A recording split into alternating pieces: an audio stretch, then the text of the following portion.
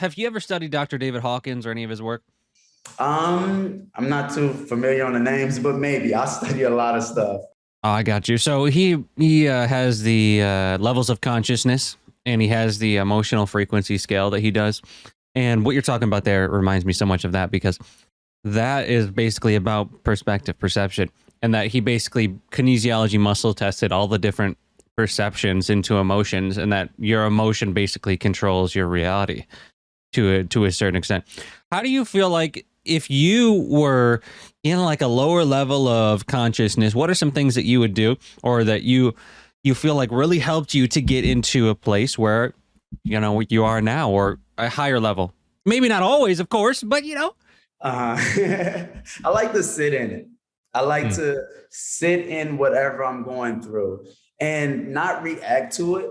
Cause I know, like, when it's like, for example, let's say, okay, real world example, it happened like last week. I was talking to this dude, and religious dude, and like out of nowhere, I haven't even said anything. He's been talking for like 30 minutes. He just out of nowhere is like, oh, you on a lower level or something. And I'm just like, huh, okay. So just the fact that he just judged me out of nowhere just had my mind boggled. Like, how could someone really do that? Even though I've faced that before, but I just sat there and I'm just like, I could feel all the rage, all the emotions that it made me feel. And I would just sit there in it. And I sit there and just analyze it. Analyze it because before that happened, that's not who I am. That's not my original state. That's not my happy state. So I already know who I am before it and who I will be after it. So I'd like to sit in there and really feel what that feels like. Because if I can sit there and feel it very intentionally and very slowly, then it starts to go away. Then I can let it go. And then it doesn't come back as that rage anymore because I sat in it. I experienced it. So you're about allowing the feeling that's coming up to kind of just sit within you, and Uh-huh. that as it sits, it subsides. Yeah, well, yeah, it subsides after a while. I still do like mental techniques. Like when I'll have that thought, I'll rationalize it out, but I don't like to rationalize it out in terms of ego. So like I don't sit there and say, "Oh, I'm better than him because he said that he said that I'm lower than him." I don't have to go and try to upstage him. I just sit there and say, it's not me. I know who I am, and I know what I study. I know what I'm truly in tune with, and that's where we'll stay. Because once I get, like, I call it lost in the sauce of those emotions, then it's like, oh, well, let me go and prove this. Let me go and show this. And it's like, nah, it ain't about that. It's about remaining and knowing who you are and being in tune with yourself the whole time while you're feeling those emotions. Mm. So you said, "I know who I am." So then the question is who are you? Who am I? Yeah. When you It's say not, that, what is that? What is the sensation, or what is the thought that comes with that process? As oh, who are you? who I am just someone who's here to live authentically. I love myself, I love people, and I love life. And I'm here to learn. I'm here to align myself with nature. And as far as I've been doing that for so long, and some people judgments, they can kind of make you think that you're not in alignment with that. But that's who I am. I'm like one with nature, and that is my goal, and that is my purpose. Mm. That's powerful. So you basically have these. You've solidified. You really know who you are. So then, when things come up, it's not really, it doesn't bother you as much. Because when you have guilt and judgment, that level come up, you kind of see through it. You kind of see through it. And so I'm kind of curious, what was your response when that when the guy said that he's better? Did you have a response, or like, just how would somebody respond in that moment, kind of appropriately? So actually, I just sat there and I listened to him. I just let him listen talk because if I was to say something, then it would start to tailor what he truly thinks. So if I just sit there and let him speak, I can hear everything. And then he don't have to tailor what he's saying. So now I can know exactly how he feels. Hmm. Yeah, that's interesting. So when you think about the mind body kind of soul connection, What is your there's actually a discrepancy between a lot of spiritual teachings between what is the mind, what is the body, what is the soul? Because I think a lot of times you'll have people have the mind and the soul are kind of described differently. So what would you say your description is of what the body actually is, what the mind actually is, and what the soul actually is? All right, so the body is our physical body, the controller that allows us to play in this physical reality. Our mind is simply how we process those life events. So the controller that we use and the experiences that we have, our mind has to process that we either process that either good or we process that in a bad way. And if we process that in a bad way, now it's for us to take our physical body, go and either grab some knowledge or go have more experiences. And then we have to go back and reprocess those events so we can take out the good in those. That's the mind. And the soul is simply our authentic self, the part of us that never dies, the part of us that is never born, the part of us that will always exist. Now, where I think is interconnected is like, I feel like we will always possess a body and we will always possess a mind. Even after death? Yeah, I feel like we're going to keep reincarnating. Because like, even through like some of the teachings talks about bringing heaven here on earth. And in order to bring heaven here on earth, that means that we have to have a physical body. And then the simple fact that we sort of just keep, I'm gonna say we keep, but we do just keep waking up here. We don't remember being born. We don't remember dying. So something just tells me or just points me in the direction that we will always have a physical body to possess. Do you, when you say always, do you mean like forever? Which What do I mean by that? I mean, like, when you say you'll always have a physical, that's what you just say. Are you saying like reincarnation never stops, or is there an ending, or what do you think? So I think you can get to a state where you don't have to reincarnate anymore. But I think Earth will always be a realm that's here for us to come here and experience. Interesting. So for infinity, you don't think that the universe will ever just kind of, the Earth will be destroyed, or you don't think the Earth will, just change? You think it'll always be here? I definitely think it will change, but I forever will think that there will be a physical reality to experience. Gotcha. So then what do you think the point of all this is? To realize that we're God collectively, like as above, so below, as within, so without. So when I study as above, so below, that means that everything works the same on a higher level and on a higher level and on a higher level. So if we are God individually, like individual expression of God, and then if me and you come together, we are God in a higher state. So then if the whole world come together, then we are in unison and one being as a God. And I feel like the whole point of this is to realize that again, so we can all live a very happy and enjoyable life for all life force. All right. So what do you think the first step is to getting there? Loving yourself. Everybody have to tune into themselves and really go deep within themselves spiritually and awaken their spiritual nature and their authentic self, and then share that feeling of love within themselves and have that love and compassion for everybody else. And then each one share one. So then let's say I found myself love and I have love for you, then I shared that with you, and then you shared that with other people. And then over a long period of time, because we in this for a while, everybody will start to get this state of awe, this authentic spiritual experience where everybody's allowed to be free and express themselves. So how much longer do you think we got then? Oh man. I can't put an answer to that one. I mean, there's no way to know, of course, but right. Long time, many lifetimes from here. Oh, And okay. I think that not one person is truly free until we're all truly free. Hmm. I've had some people come on and say that it's going to happen within this lifetime. So it's interesting to hear the different perspectives because, like, a lot of people will say, "Oh, it's the end of the cycles. It's the end of the calendar, or the Mayan calendar, and we're entering the age of Aquarius. So that means that it's going to happen like immediately, and that's what's playing out in the world."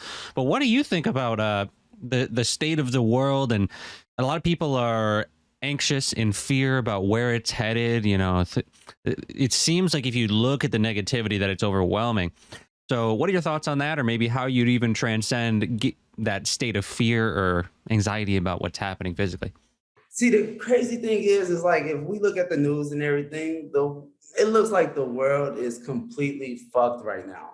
But individually, in my own personal life, the more I'm aligning with nature, my manifestations, everything is still coming through. So like I'm sitting here and I'm like, okay, my life is improving. It's becoming good. Even like when COVID happened, like the world went into panic and everything went down. Honestly, it was one of the greatest things that could have happened for me, like in all areas of my life. So like I see the world going in this direction, but I think collectively as we keep thinking it's going in that direction, we're sort of pushing it in that direction. Hmm. Yeah, there was this. Have you ever seen the movie Tomorrowland? Tomorrowland, is that did they have a coin and then they like she was like in like a different reality for a Yeah. second? Okay, yeah. Yeah. So, like that, what you're saying is exactly what someone said to me on a live the other night. I was on TikTok live, and I just got on there randomly, and somebody was like, "The world's gonna end," and I'm like, "It ends because you think it's gonna end, or that's only one perspective, I guess would be a better way to put that." And I think that the the more of us that believe that it will end could have an effect on actually what happens, because I think collectively we're all just kind of contributing to what happens. And so I told that person, I'm like, if you want to understand what I mean, go watch the movie Tomorrowland, because in the movie Tomorrowland, a little spoilers here, a little bit, not really heavy spoilers, but the main plot of the movie is that when everyone thinks the world's going to end, it actually is going to end. But when one person doesn't think the world's going to end, it like flickers into like a heaven instead of like a hell. And then the more people that believe that it's not going to end, it changes literally the future. And I thought that was such an interesting concept, because it's almost like we are all kind of creating this, because, you know, I said this on an Instagram video the other day, what we believe dictate, and how we act with that belief dictates, or perception, as we've been talking about, or perspective, really dictates what society looks like, you know? Yeah, yeah, absolutely. That's why it's like if literally everybody was collectively on that same page of the world was going to end, everybody had to be on that page. Then at that moment, the world does end. But like you're saying, if there's one person that believes something different, all right, now the world can slightly go on, even though it's going to be majority bad, can slightly go on because that one person has that faith of the goodness within the world. Exactly. Yeah. And then I think a lot of people, even in the spiritual community, will get caught up in the doomer kind of mentality. And I kind of think that's something that is not necessarily, it doesn't come from, it comes from people that have certain reasons why they're telling you that, whether they want you to buy their food storage or something like that. You know what I mean? That it's like, you got to really understand, like, when just like you were saying, you look at the certain sources, of course it looks bad, but then you look at other sources, there's out here people doing festivals, and there was just that a festival in California, and there's places all over the world, and especially in many different cultures that we don't even think about, where they are just in gratitude, and they are just living off of the land, and they're living in this way that's harmonious with nature. And I'm curious if our society is kind of headed that way. You know, are we headed to kind of this revival of living more in alignment with nature, which I think definitely wouldn't harm anything. Definitely wouldn't, you know. I honestly think we're being forced that way. If you look at the food industry, all the food is horrible. And once you start to really look into it, all the added stuff they put in there is horrible for you. If you look at healthcare is crazy expensive here in America. So like you don't really even have the funds to even go to the doctors. And if you do, you already are second guessing like, okay, can I afford health insurance or do I need to go there? Is it worth it? Yeah. Exactly. So I think collectively, the way that I would say capitalism is like pushing the knobs right now, it has people looking for alternatives. Yeah, I feel like that in everything. That's why I feel like the whole world is being pushed into an awakening, because you realize this can't be it, right? Right. No, this isn't what like potential of humanity is. There's no way that this can be the pinnacle of humanity. And then enough people are like, this is ridiculous. Like, well, even here in Arizona, it's like gas right now is almost $6 a gallon. People finally, if it takes the gas going up for people to wake up, shit, raise it up. Let's keep going.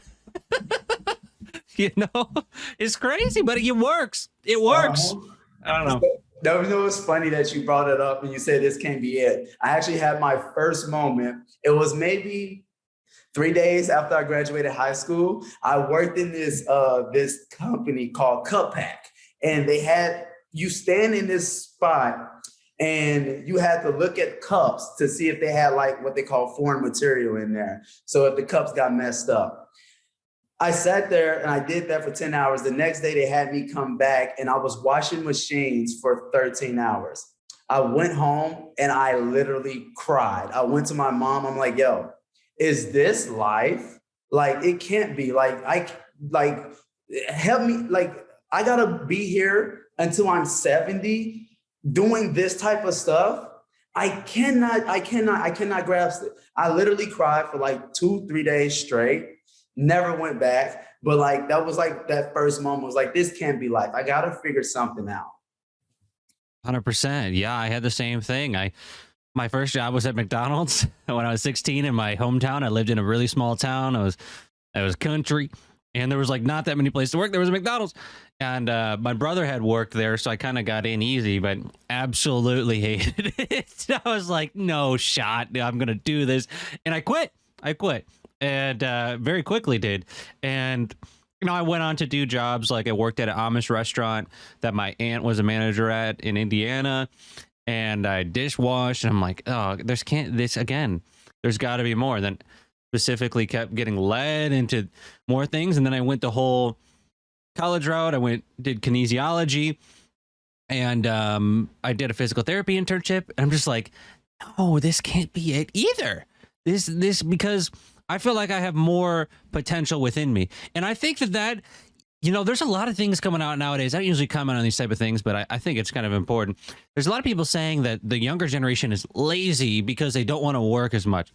But I think a lot of that the older generation does not understand a lot of the times. Not everybody, but certain people that are with the mentality of, oh, they're just lazy. It's like maybe they're just realize how ridiculous it is that you're telling them they need to do this for the rest of their life. Maybe they don't want to work the type of jobs out there that are very, very simple, like the job you had, where it's just you're doing the same thing all day, every day. We're not meant to be robots. You know, we have creativity, we have this intuition, we have this connection to the spiritual nature of reality. And when you have jobs like way back in the day, let's say you were back in like a tribal scenarios, you might have to do jobs like that, but there was a connection. There was also a connection to the spiritual nature of things that you would have within your culture. You know, it was something that was promoted. So you would feel like, hey, I'm working for the greater good. But now you just kind of feel like you're a bot just doing things just to earn enough to pay to survive, you know? Absolutely. And I could never shake the feeling that I was never specifically motivated by money. So all these jobs that I would have is like, I'm not motivated by this.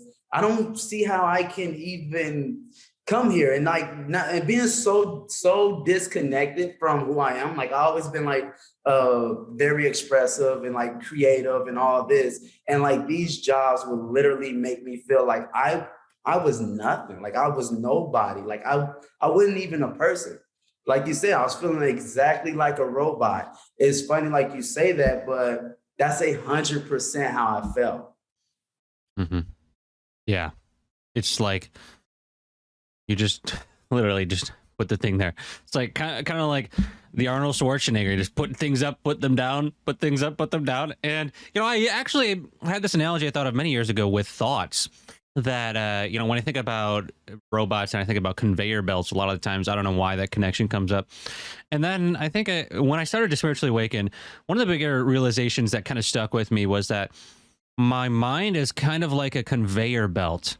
And as I continue to go through life, my mind is serving up thoughts on a conveyor belt and it just doesn't end. And now you can get to the lower brainwave states and you can transcend those thoughts. But for the normal kind of daily person, they're just having thoughts be served up from this conveyor belt, but they don't understand why the thoughts are coming up. And a lot of people think that the thoughts are them, like I did. I thought, well, maybe my mind has some truth to it. But I think one of the bigger realizations was that I don't actually have to agree with the thoughts that are coming up. That there's a way to just like say, you know what? These might be these thoughts. It's fine. But it's just one part of reality. That there's actually this whole reality that exists beyond what my mind even interprets. Yeah. It's similar to that. It's like even when I have thoughts about certain situations, I always think that everything that I'm thinking about has a full circle degrees of thoughts, which means I'm just I'm on one speck of that whole circle. So there's many different ways to think about this thing that I'm thinking about. It's like the same thing, yeah. And there's a bunch of different perspectives, and it's almost like when we want to change or transform, be happier, let's just say, or empower ourselves. A lot of it is just, to me, very much recently in my life too, I've had situations where I didn't know what was going to happen, and it felt like things were negative, and these things still come up in my life, and I'm revealed these perceptions that I have deep within. And one of the most helpful things that I've kind of learned along this process is that I can take a perception before there's any 5 sensory experience evidence of that perception being true. Such as, let's go back a little bit. For me, both of my parents at some point, trust was very difficult with them. There are times where I felt betrayed by both of them. And so for me, learning to trust that people are trustworthy without evidence of it. Just knowing within that there are trustworthy people out there. Of course, there are going to be some that aren't, but that doesn't mean everyone is untrustworthy, which is what my mind was trying to tell me. So then without any evidence of that being the case, I chose that perspective because I knew it was the higher truth. And as I chose that perspective, then reality started to bring those people into kind of as a physical representation of the belief that I had solidified before anything happened to say that that is the truth. And I think that little intricacy is one of the hardest things to do. But if you can master that, it's like you got it, That's really cool. That's really cool. That's like, yeah, I totally rock with that, because it's like,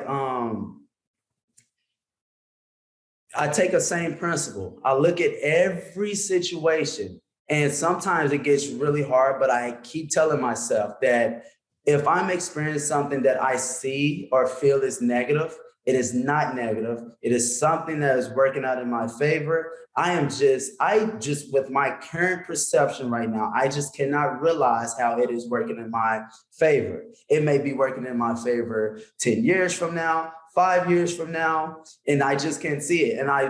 And now I like to base those principles that I come up with past experiences. Like there's been jobs that I got fired from, things that happened that I remember being very present in that moment, how much that shit sucked and how bad I felt and how I thought like this was going to be the absolute end.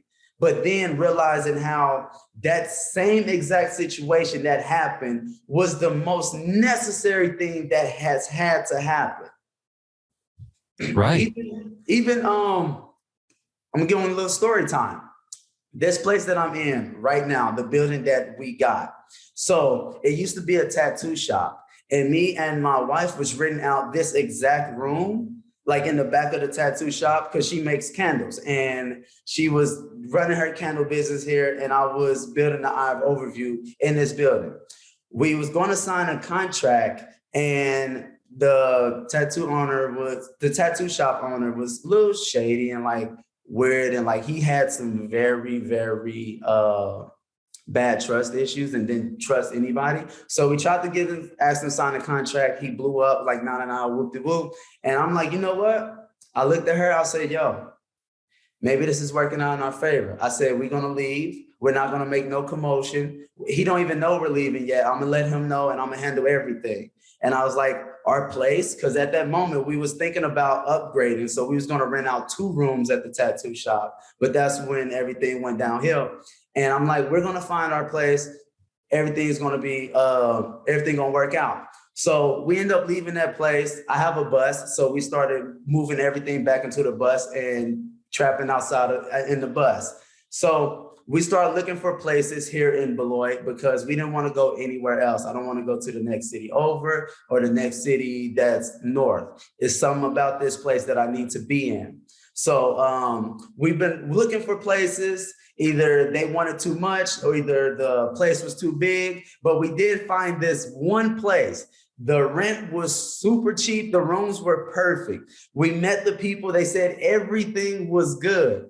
The next day they call us back. They're like, oh, we can't rent to you guys because it's against our religion. So we were like, damn, that's a bummer because this was the perfect place. But then again, told the same thing. I'll say, maybe this is working out for a reason. So now we felt like we got knocked back down. We're back at square one and we're looking for places again. And another couple months go past and something goes on with the tattoo shop owner and the people that he was renting from. Long story short, he ended up saying, I'm leaving. And then they called us to be back in this same place that we left. And better location is right on a main street. And the old place that we was going to rent at first that was taken away, that the religious people said is against their religion, it was in this hidden space. And like now we can see how everything was aligning just for this moment to happen for us to be back in this place. Wow. Yeah. That's incredible. So let me get a little bit more. Now this is the crazy part. So you know how gas been going up and everything, right? Yeah. And are you familiar with angel numbers and everything? Yeah.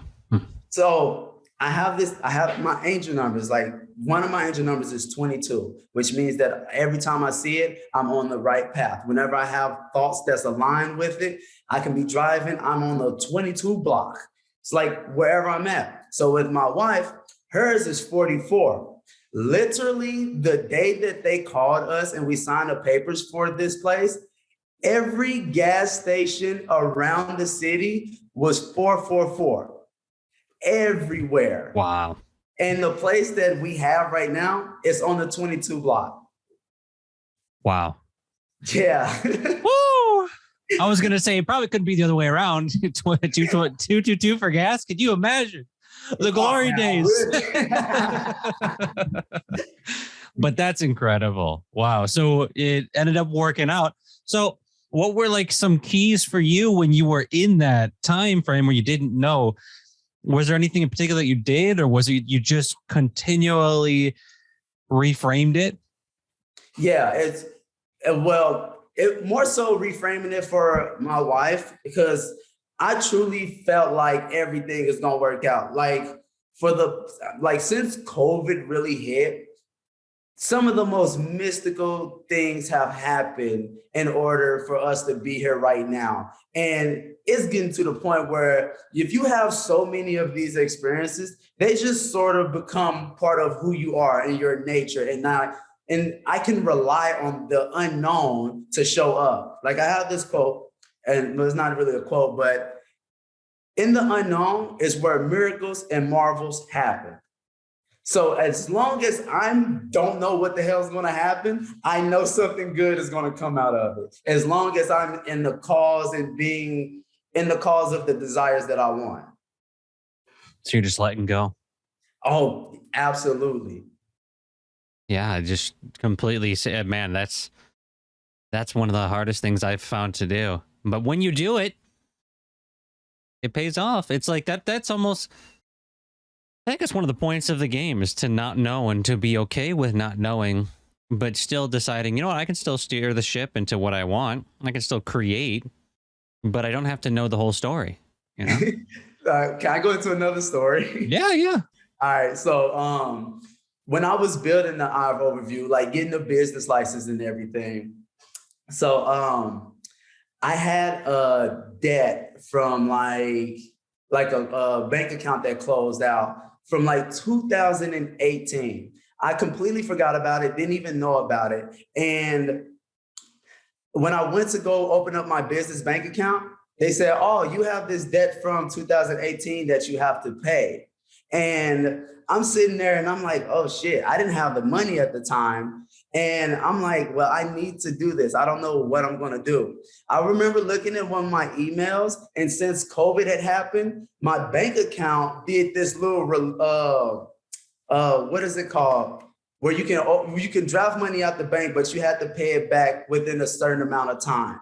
So that was that. Like they said, I could overdraft. Yeah, they said I could overdraft like $1,000, and I just had to pay it back by the next 30 days. I had no clue of that. I was just, maybe it was an option or not. I walk outside the back of my house and I see a Monopoly card, and it was a chance card. And I'm like, I picked it up. I'm like, chance.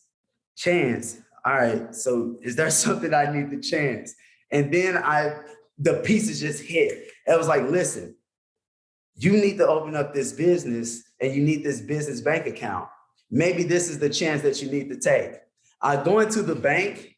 I tell them, they like, we don't know what you're talking about. We have no clue. I'm like, well, I got this email from corporate. So I showed them that. They was like, well, we have to honor it. And so like they did it. I paid off my bank account, and then I was able to open up my business bank account for my business. The timeline when I had to pay the money back came. I did not have the money. I didn't get charged no overdraft fee or anything. I don't know what happened. I don't know why they didn't charge me or anything. And I end up end up booking a couple Zoom meetings and stuff. And I end up being able to pay everything off without incurring any overdraft fees. Woo! There it is, dude. That's such a perfect example of, you don't know what's going to happen, but you were like, you know what, it's going to work out. And it's just another piece of evidence that the universe, whatever you want to call it, is on your side, and it's here to guide you. And then once you took that higher perspective and you said, I'm going to trust. Yeah. There it is. Yeah, I'm starting to feel like every moment is almost like a buzzer beater moment. And the only thing that you have to do is take the shot. Now, some shots you may miss, some shots you may hit. But even if you miss those missed shots works out in your favor. The only thing that don't work out in your favor is if you don't take the shot. That's like, somebody write that down. Hey, somebody write that down somewhere. Where are you at? No, it's like, yeah. I mean, you got to take the shot. You got to take the shot. Because if you don't take the shot, you're not there's no way it's going to happen. And right. I feel like that's how you get out of the flow, is if you don't take the shot. So sometimes that even might look like people might say no to you, like you talked about. People might say no. And you're still taking shots. You're not like, all right, guess I'm done. Guess I'm done. Like, that's it, folks. No, you're like, you know what? I'm going to stay in. I'm going to stay in this game. I'm going to keep playing. And it's going to work out. I don't know how. Take another couple shots and boom. Everything happens. And I think that's such an important thing to realize is that sometimes you just gotta go for it. I mean, that's been like my life, dude. I left I was living with my mom about a couple years ago, and I left because she had some major issues, and it was not necessarily a really good environment. And it wasn't just for me and my partner Jesse. It just she came to live with me because she said it was okay, but then it ended up not being okay. And it was just she was just getting real. So I was like, we gotta move. We gotta move. Don't know how. Don't know where. We just left. And then we ended up being like, well, we can't get an RV because we had the credit, but we couldn't get an RV because we didn't have 2 years back taxes for a self-employed person, which is kind of ridiculous to me. But is what it is. We ended up getting a rooftop tent. We lived in a rooftop tent for 9 months. And then, things happened again. And then I had to go live with my dad for a while. And I just trusted that it was going to work out. And it wasn't necessarily like optimal all the time, but it's getting to a point where I can see that I needed to take this journey in order to really understand myself and to reach my potential. Because if I wasn't pushed, then I would never really have gotten to the point where I am now, where I feel like I can help an incredible amount more people. I feel so much more aligned. I feel so much more whole than I did because I've been throughout the entire time contemplating self-inquiry and realizing what I've been holding on to and letting it go to the point where now I'm resilient.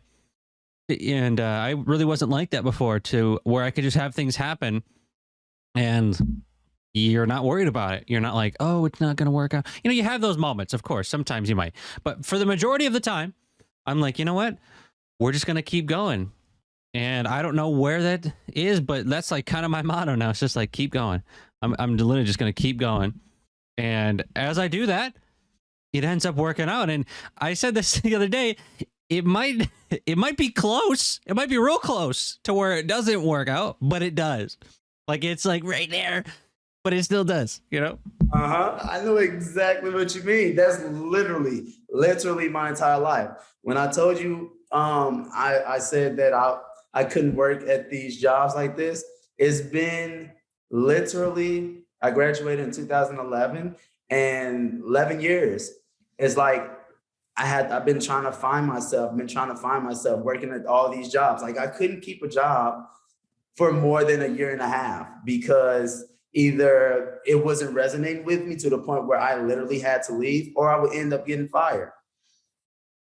And that does build resilience, because it's just like, you know what? I had this epiphany. It was like, yo, I've been doing this whole time and I'm still here.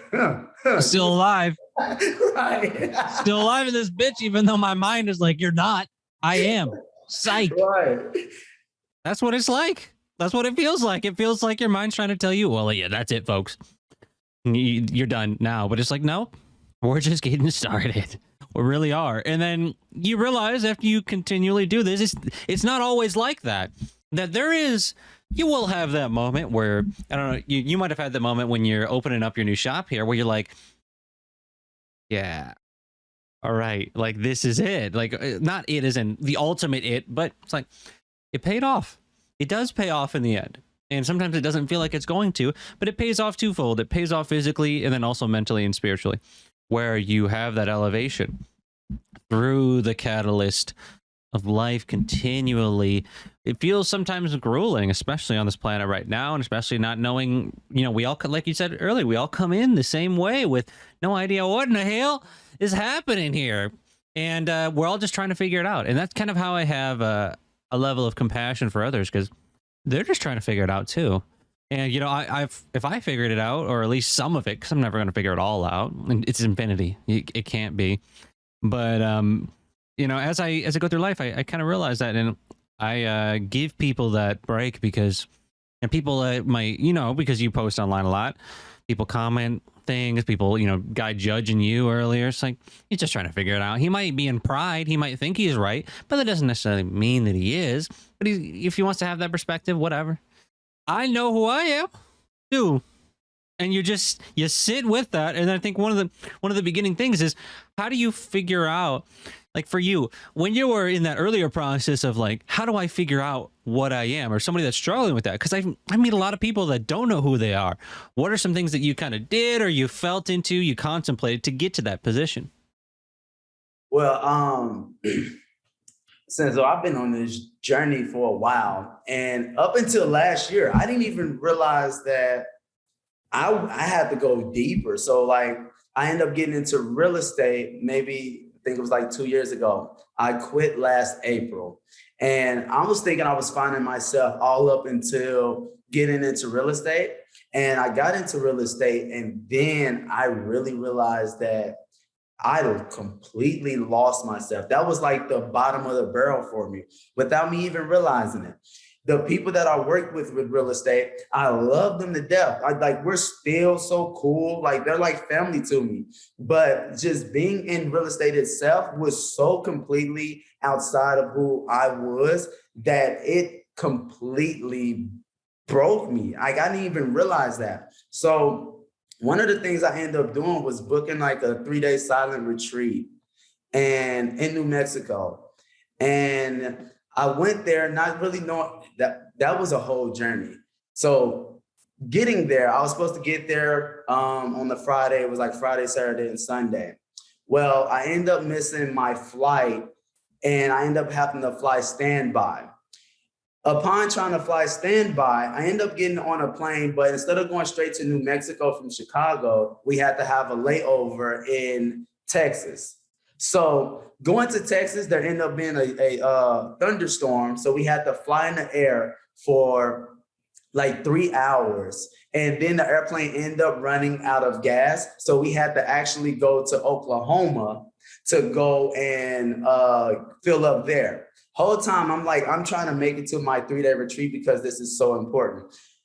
So get to Oklahoma, the tank that they come out to fill the plane up doesn't have gas.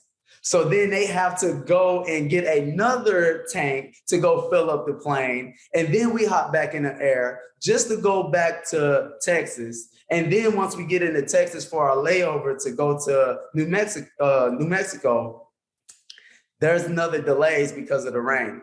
So out of that whole trip, I was supposed to be there at 9 in the morning. I didn't get to New Mexico till 3 o'clock in the morning. And once I got there, it was in this place called Ghost Ranch. So I had to drive 2 hours just to get there. So that was a whole journey within itself about who am I? Because I was by myself. I didn't know what to do, what was going on, but I had to stay positive and had to really dig deep and say, hey, all of this is for a reason. So at the end of the airport in New Mexico, as I was leaving, I'm like, okay, let me go to the bathroom right quick. I go to this one urinal, and right there, it's this Jordan Peterson book, 12 Steps to Something About Chaos in Life. And like at the end of that, I was just like, how ironic. All of this chaos that happened today for me to end up here. And I was like, I guess this must be the end of the journey. And one thing that helped me discover who I am is like, I started listening to myself. I started listening to these, I wouldn't call them, well, I would say weird because it may seem weird to other people, but like those little coincidences. Like I'm doing all of that, and then I see the 12 chaos things, whatever that book was named. And it's I think like, it's 12 Rules for Life or something like that by Jordan Peterson. Is that what you're talking about? Yeah, something like that. And it's talk about like the chaos we go through or whatever. And it's those little moments that just, I hold dear to those little things because they're so subtle that you can easily overlook them. But all of this energy that we're dealing with, this spiritual energy, is all subtle. So like when I get these little subtle coincidences, I play on those wholeheartedly. You just keep going. Yeah. right? No matter what, it's just, it might suck sometimes, but then you realize that's a perspective Yeah. that it doesn't have to. So I watch anime too. Like I'm, Mhm. I'm a big anime fan, and it teaches me so much. So this one thing that's been sticking with me lately is the show. Are you familiar with anime at all? Kind of. What show is it? It's Demon Slayer. I haven't. No, I haven't seen it. Okay, But go ahead. so it's Demon Slayer. It's the second season. I'm a butcher up the Hashira name. Hashira is like one of the top fighters. He's fighting this demon. His name's Tengen. And he's fighting the demon, and the demon ends up poisoning him and cutting his arm off. He's on the ground, laid out. And for the show, you think he's dead, like it's over. So at the moment the demon's about to kill the main character, he comes up and blocks him. And he does his stance and he's about to go fight the demon. He's like, I figured it out. I perfected my sound technique. And from there, they go and fight the demon and they end up killing him. And I'm like, oh, it clicked. The stress in your life is like a fire. And a fire can burn. Well, a fire does burn and it does hurt, but a fire can mold and a fire can forge. Like the sharpest blades is forged in the fire. And when wildfire hits ecosystems and like wildlife, once the fire is done, new life emerges. So I'm looking at all the stress in life like little fires to purify yourself. So like even the guy that judged me, the religious guy that judged me, it's like, okay, I can have that on my head. I needed this because this is just an opportunity to purify myself. And then once I'm purified by this little fire, now I'm good. Now I'm golden. I can forge myself to be as sharp as I need to be. So like when the levels get deeper, the levels get bigger, the fires get bigger. Oh, this is a lot of firepower. It may take a lot of mental power to forge myself, but I'm here. I'm here in this moment, so I have to take this as an opportunity. And then going back to what I'm saying about we just going to keep reliving life and keep reincarnating until we ultimately evolve into where we don't have to anymore. If I run from this situation, I'm just going to face this situation at a later time. So the fact that this situation is here right now, I must have the mental capacity to overcome this. Wow. And so it is. There it is. I can't even. That's a. Let's drop that. Let's just drop that mic right there. That's. Wow. I don't. Yeah. That's beautiful, man. That's really profound. I'm gonna have to sit with that one. So I've got one more question for you. So let's imagine that you really like that you like that silent retreat so much, and one day you just decide, you know what, I kind of want to go on a silent retreat for the rest of my life. Let's just say that that's hypothetically what you decide. Now, there's one last message that you have to give to the world before you go on a silent retreat for the rest of your life. What do you think you would really? It could be anything. It could be short. It could be long. It can be medium. What is the message that you would tell people? About, it could be about anything that you want. And if you got to sit with it for a second, think about it. I got it. Nature. We are. Nature's above us. Before we do anything in this world, we have to align ourselves with the flows of nature. Understand that the way your body operates, the way your body moves is in accordance to nature.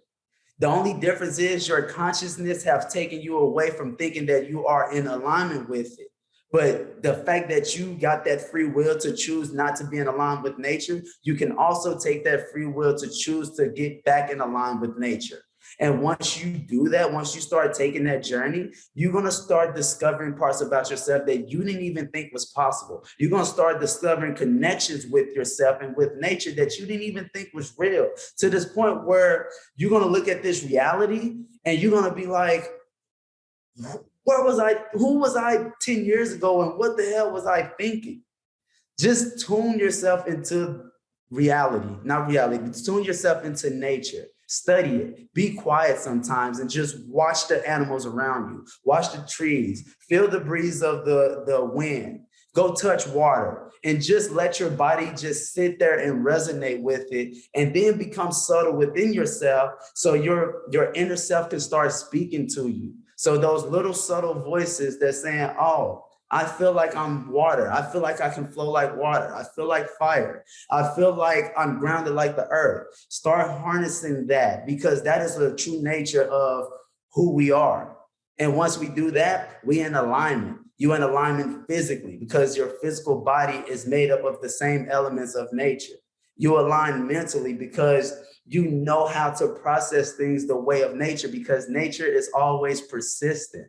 Nature outdoes everything. We are made for endurance. That's why we're never born and we can never die. We are endurance, the same as nature, just align.